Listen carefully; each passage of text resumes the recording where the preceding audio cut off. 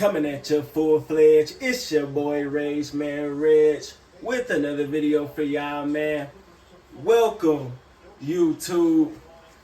Man, the Minnesota Timberwolves are way better than I imagined. Of course, I didn't watch a lot of their regular season games. I know they are the top seeded team in the West, but seeing how they just did the Phoenix Suns, this series can potentially be a sweep, and they can probably make a deep playoff run.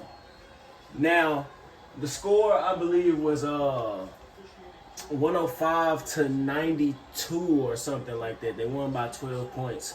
The highest lead was around 20, but for the longest before that, going into late in the third quarter, the highest lead was 9 by Minnesota. So it was a real scrappy game. Anthony Edwards and Minnesota's shooting guard Anthony Edwards and starting power forward called Anthony Towns. They didn't have the best field goal percentage, but they did the other things. Like I know Anthony Edwards had at least over 5 assists, and Carl Anthony Towns played good defense as well, shutting down some of their bigs as well as KD on some plays. Yeah, gritty game. They didn't really need to score like that because they got Jaden McDaniels 25 points going crazy. Great performance from him. Rudy Gobert, bro. I really underestimate a lot of the NBA viewers, pundits, everybody in general. They really underestimated the combination of Anthony Edwards and the Defensive Player of the Year, soon to be 4-time Defensive Player of the Year, Rudy Gobert. His defensive impact on this team, it took a while because everybody was skeptical when they first saw that Jazz trade getting Gobert over to Minnesota. But now it's finally blossoming, and the whole team is following his lead on the defensive end. And timely blocks he getting, and he's still putting up his basic numbers, and it's really showing. It's really showing in this series. Devin Booker 20 points.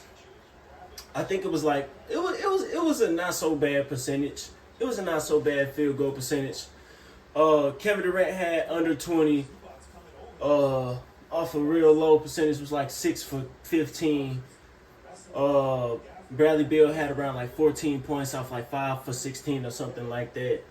The big three of they scoring, they was neutralized. That's not even 60 points. Barely 50. Barely 55, if that. Man. I knew this problem was going to come to a head in the playoffs. It's always been a problem. They should have never. They don't have no real leadership. They don't have a point guard.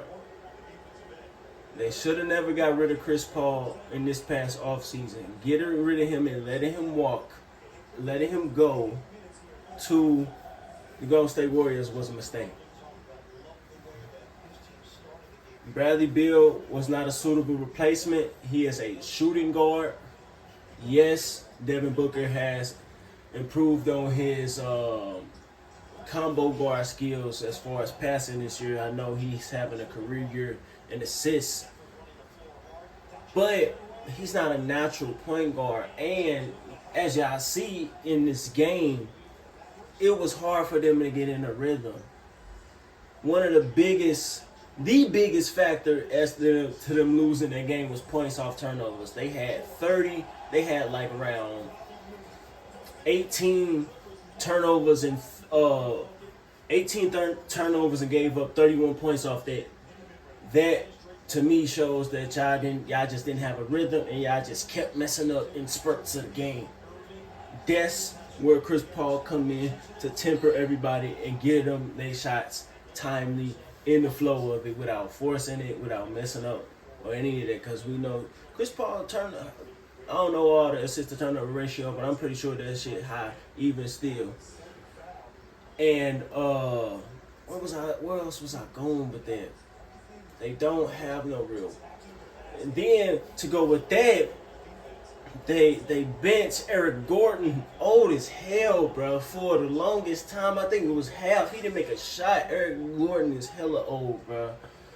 Bobo, he is not. He is what he is. So I don't think he got too many significant minutes.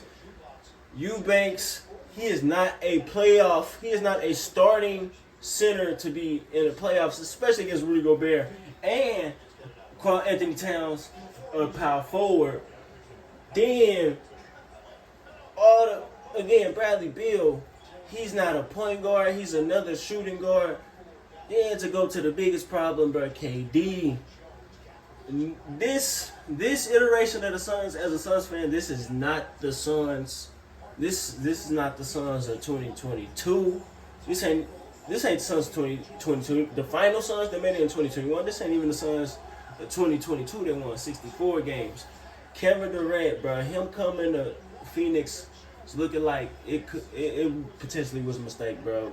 We probably should have kept Mikal Bridges and Cam Johnson.